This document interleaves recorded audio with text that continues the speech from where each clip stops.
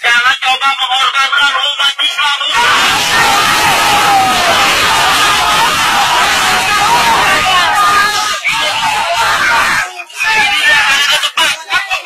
Ini kampung orang Islam.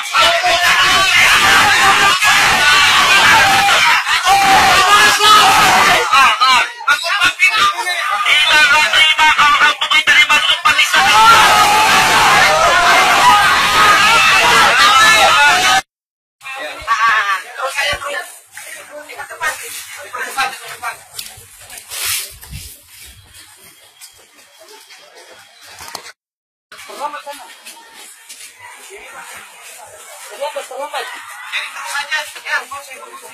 Terus balik aja.